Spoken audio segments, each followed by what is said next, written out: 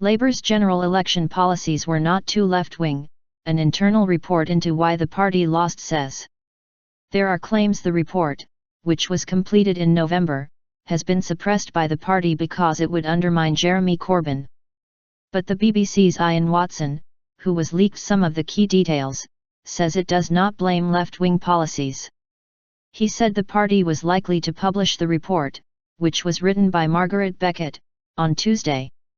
More than 500 people have signed a petition calling for it to be released, which has been backed by senior Labour figures including Chuka Umunna and former party officials. Commissioning the report last May, interim Labour leader Harriet Harman said the party needed a forensic, honest examination of where it went wrong in order to regain the trust of the British public. It will be discussed by a subcommittee of Labour's national executive next week. In the meantime, I have spoken to a senior Labour source who has seen the report and I have, verbatim, its key findings. The report sets out 4 reasons why the party lost the election, gleaned from polling and doorstep conversations. Failure to shake off the myth that we, i.e. Labour, were responsible for the financial crash and failure to build trust on the economy. Inability to deal with issues of connection, in particular failure to communicate on benefits and immigration. Ed Miliband was judged not be as strong a leader as David Cameron. Fear of the SNP propping up a minority Labour government. Something for everyone. The report reads like it is written by committee. The left are likely to point to some of its finding as a kind of endorsement, mainstream MPs will highlight others. Was Labour too left-wing? The report provides some solace for Corbynistas.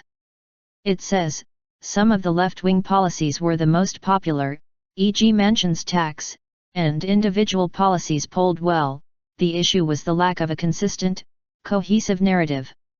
It also says some voters on the left wouldn't have voted for Labour if it had been any more right-wing.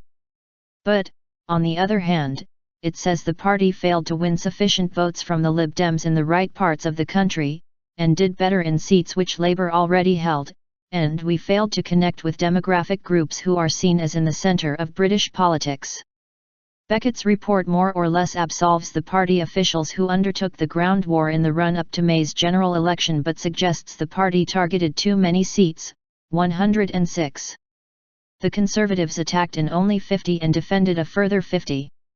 Labour devoted few resources to seats where it was vulnerable. Advice for the future.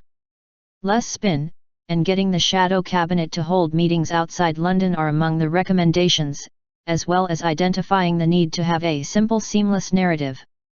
But Jeremy Corbyn might find some of the report harder to swallow. It calls for a stronger defence of Labour's record in government, i.e. New Labour's record. We should be proud of our record of major social change, and that the party should point out how it paid down debt before the financial crash. And it says we must take the global crash myth head-on which dogged us through the last parliament. The report also suggests working more closely with business and gives some credence to the criticism that the party wasn't seen as being sufficiently in favour of individual aspiration.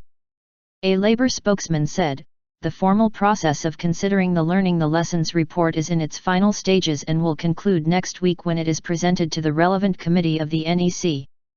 The Labour Party will then make the report public.